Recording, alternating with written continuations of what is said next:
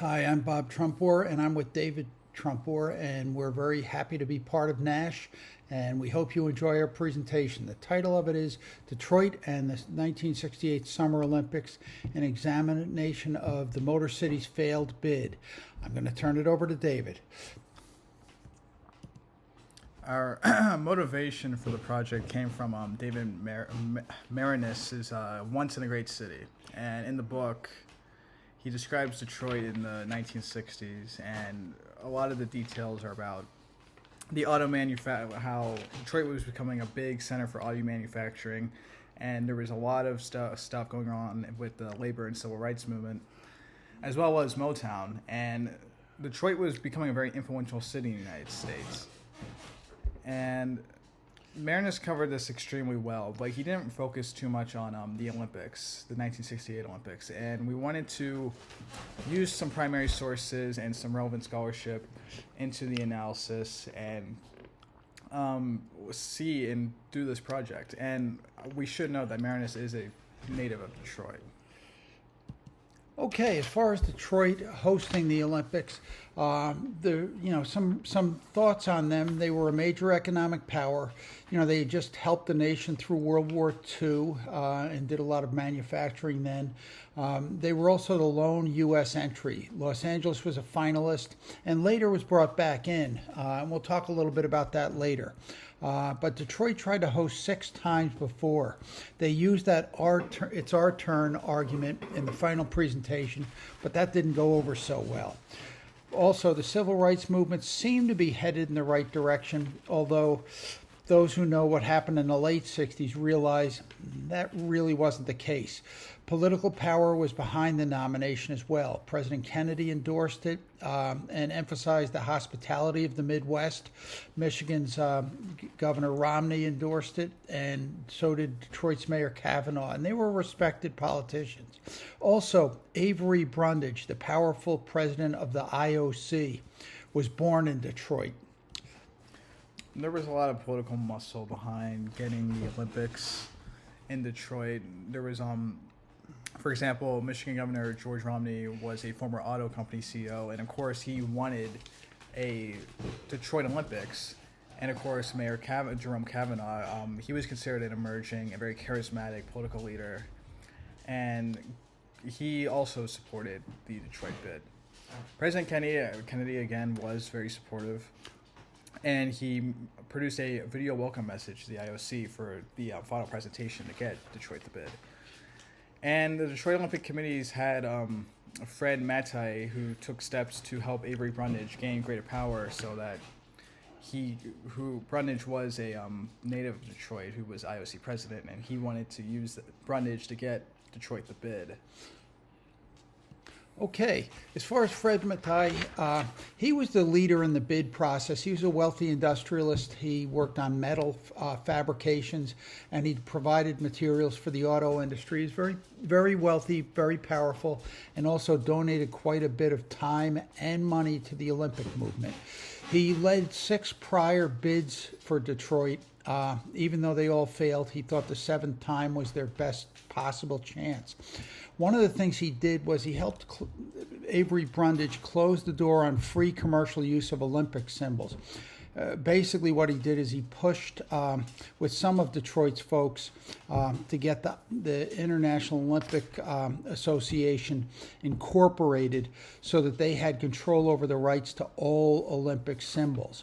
And Brundage was so grateful, he said, he basically said the IOC as well as the USOA can never thank you enough for your help in this great victory. So Brundage was immensely grateful to Mattei, and as a result, some of the folks in Detroit thought, well, it may be our turn. So Mayor Jerome Kavanaugh was a very pro-civil rights mayor in relative terms, because other mayors in the United States at the time were not very pro-civil rights. He took steps to advance civil rights policy, such as integrating the Detroit Police, and he also responded to discrimination allegations. And he welcomed civil rights leaders like MLK Jr., but a longtime Detroit journalist, Burl Falbaum, even remarked that he did everything right on civil rights issues.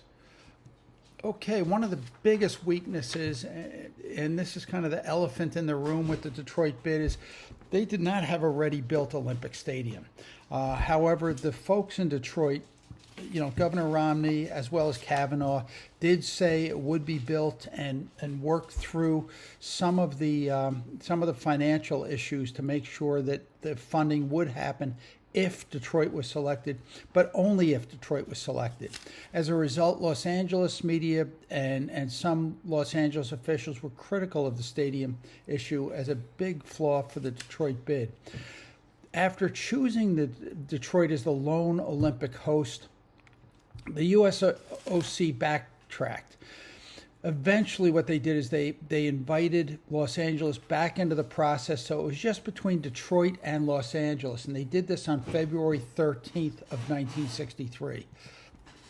So most of the criticisms coming from LA came from LA's media, namely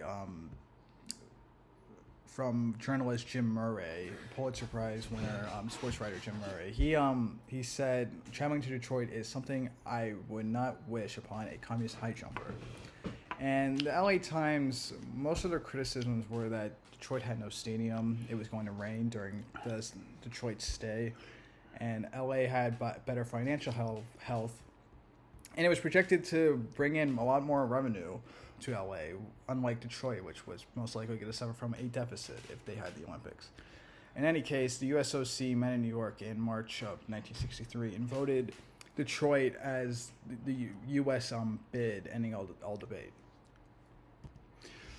Okay, what happened after Detroit was the lone bid is essentially the IOC met at Baden-Baden, Germany on October 19th, 1963. Up until that point, Detroit worked very hard to lobby and to get folks on their side, but Mexico was chosen at the IOC meeting.